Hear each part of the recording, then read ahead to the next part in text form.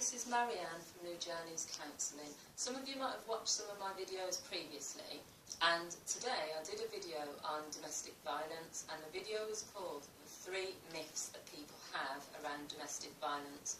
I was using experience from my work with women who've experienced domestic violence, and also giving a few of my personal opinions. But the reason I'm doing this second video is because I found a really good book. I haven't actually used this book yet, but I have referred to it, and I just thought it was a really good book for me to sort of talk about, because it also talks about some of the myths, and it also defines domestic violence in a new way. Now, the book is called It's My Life Now, Starting Over After an Abusive Relationship or Domestic Violence, and it's by Meg Kennedy Duggan and Roger R. Huck. Now, why I'm showing you this book is because, obviously, I always kind of recommend books that I think are really good.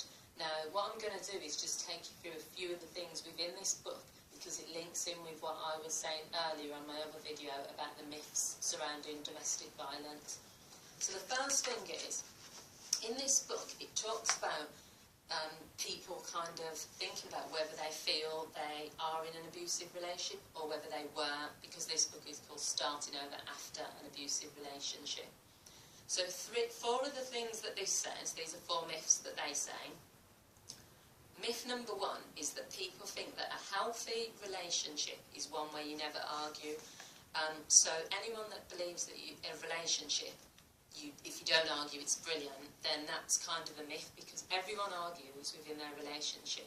It's how you argue and it's how you resolve those difficulties. So the difference between getting into a verbal argument with someone, then apologising, but also not getting in someone's face, screaming and that sort of thing. There's times where people have arguments, or disagreements even, or conflict.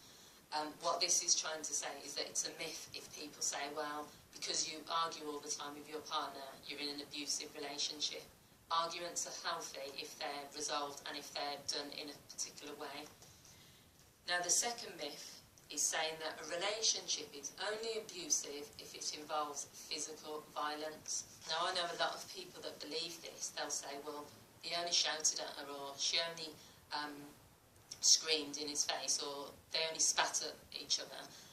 All of those acts can be deemed as violence and also abusive. Even things like asking for someone's, demanding someone's password to their phone or to their Facebook, taking someone's money from them, not allowing someone to use their own bank card, so you might have control over that. There are lots of controlling behaviours that are abusive. It doesn't have to just be physical violence, but I know that there are a lot of people that still think that.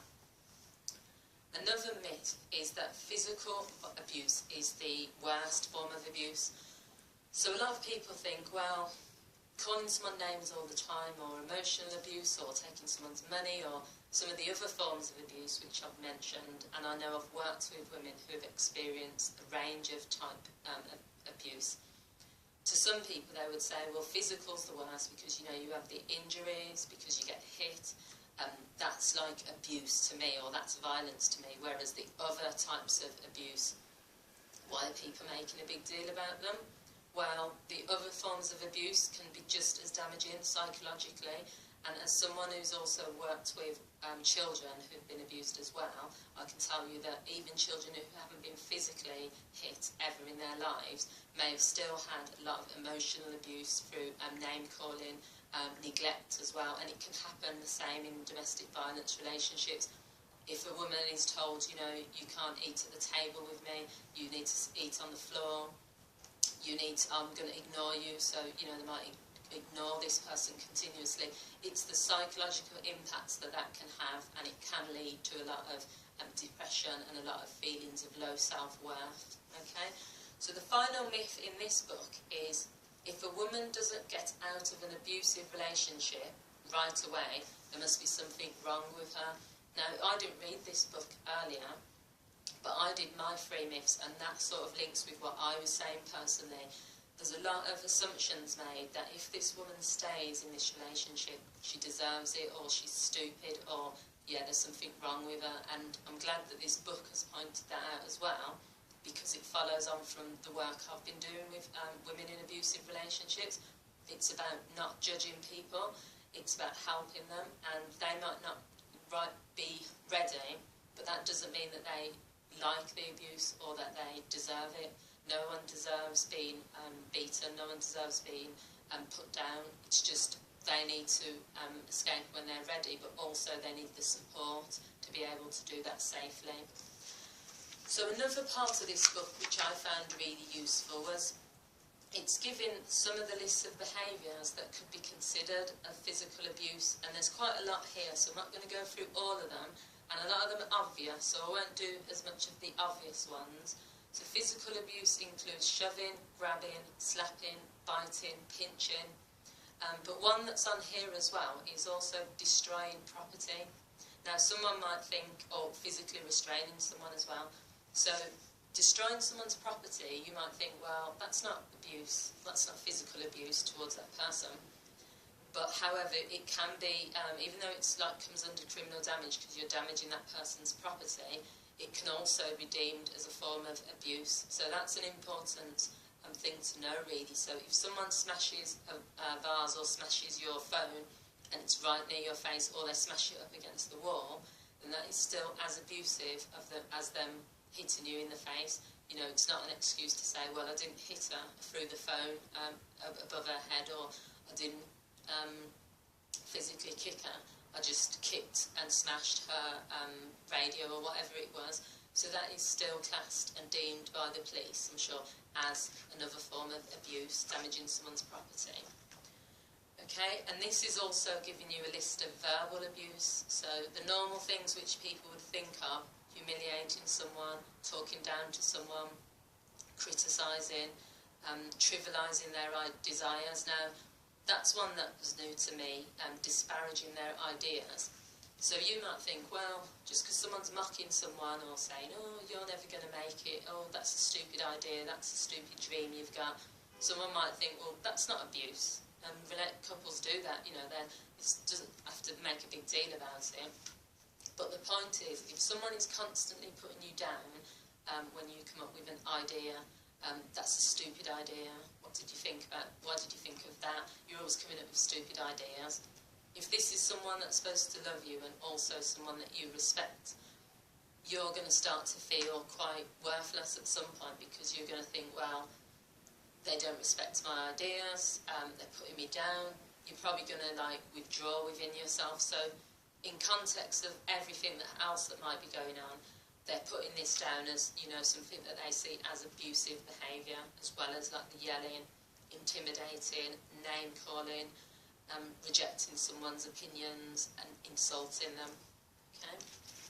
So the final part of this book, which I thought was interesting towards the middle of the book, is about the cycle of abuse. Now, I was talking about this earlier, but also I speak about this with women that I counsel as well. And it's about this cycle, because what people assume sometimes is that abusive relationships are continuously abusive. So someone's assumption would be, every day this person's getting hit, and from morning till night there's just beatings, there's verbal abuse, but it doesn't work like that. There's a cycle which starts off with the honeymoon period. So when you first meet someone, you've got the dating, the flowers, this person's presenting themselves in a particular way, because their aim is to charm you, their aim is to, date you for you to fall in love with them. So that honeymoon period can last a shorter period of time or a long period of time. The next stage is called the tension building. So this is what this book says.